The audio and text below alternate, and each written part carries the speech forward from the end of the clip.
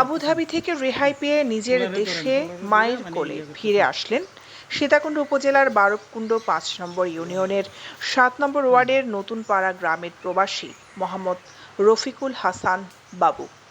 তিনি ওই নতুনপাড়া গ্রামের মোহাম্মদ রুস্তম আলীর ছেলে। তিনি জানান, ২০১০ সালের ১২ই জানুয়ারি সর্বপ্রথম আমি বিদেশের আবুধাবি আল আইনের সানায়া শহরের একটি কোম্পানিতে ইলেকট্রিক মিস্ত্রি হিসেবে যোগদান করি। এছাড়া সময় বুঝে ওই এলাকায় ড্রাইভিং ও পার্সেলের কাজও করেছি।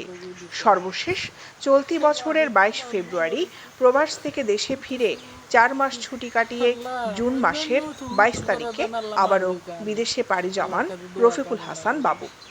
এদিকে দেশের সরকার পতনের আন্দোলনে দেশের অনেকে হত্যার শিকার হচ্ছে এবং দেশে শান্তি শৃঙ্খলা ফিরে আসার লক্ষ্যে রফিকুল হাসান বাবু সহ ওই শহরে মানববন্ধনের আয়োজন করে ওখানকার কিছু প্রবাসী। তিনি আরও বলেন, আমরা চেয়েছি শান্তিপূর্ণভাবে মানববন্ধন করার, কিন্তু তা হয়নি, হয়েছে উল্টোটা। আবুধাবিতে মানববন্ধন ও মিছিল করার আইনে নেই, কিন্তু ওই দেশের পুলিশ কাউকে তাৎক্ষণিকভাবে গ্রেফতার করেনি। পরে পর্যায়ক্রমে কয়েকজনকে গ্রেফতার শুরু করে তারা। এই বিষয়ে প্রবাসী রফিকুল হাসানের মমতাময়ী মা শামসুন নাহার বেগম কান্নারত অবস্থায় বলেন, অন্তর্বর্তীকালীন সরকারের সম্মানিত প্রধান উপদেষ্টা ডক্টর মোহাম্মদ ইউনূসকে অনেক ধন্যবাদ জানাই এবং আমরা তার কাছে কৃতজ্ঞ।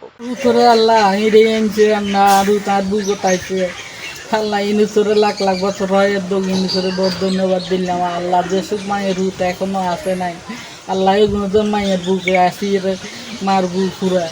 আমরা ইউনাইটেড আরব ইমারাতে দীর্ঘদিন থেকে আমাদের আসা যাওয়া কাজকর্ম করার জন্য প্রবাসী হিসেবে আমরা আসা যাওয়া করতেছি। ২০১০ সাল থেকে আজকের এই দিন পর্যন্ত আমরা ওই দেশে আছি।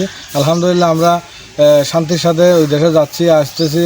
দেশের সরকারের সাথে আমাদের দেশের সরকার আমাদের কোনো প্রকার অসুবিধার কিছু কারণে আমরা কাজ করতেছি, ওরা কাজ করতে দিচ্ছে। এরই মধ্যে আমাদের দেশে অস্থিরতা যখন শুরু হয়, অস্থিরতা শুরু হওয়ার পর থেকে ওইখানে দেশের নেটওয়ার্ক বন্ধ করে দেওয়ার পরে আমরা দেশের কেউ যোগাযোগ করতে পারি না, কি হয়েছে না হয়েছে। প্রথম আমরা মিডিয়াতে দেখছি অনেক মানুষ মারা যাচ্ছে, অনেক ছেলেবেলে মারা যাচ্ছে, অনেকের ভাই আছে এখানে, অনেকের বন্ধু আছে, অনেকের এলাকাবাসী আছে, এরা মারা যাচ্ছে। এগুলো দেখে অনেকজন এখানে শান্তিপূর্ণভাবে এটা একটু মিডিয়াকে দেখানোর জন্য যে আমাদের দেশে এটা হচ্ছে, এটা একটু বন্ধ করার জন্য মানুষকে মেসেজ দেওয়ার জন্য। কারণ আমাদের দেশের মিডিয়া তো বন্ধ, কেউ দেখতে পায় না। ওইটার জন্য চাইছিল যে একটা মানববন্ধন করবে, কিন্তু এইটা মানববন্ধন করার আগেই অনেকগুলো দুষ্কৃতিকারী আসে ওইখানে মিছিল করা শুরু করে। মিছিলটা ওই দেশের আইনে নাই, মিছিল মিটিং ওই দেশে আইনে করতে পারে না।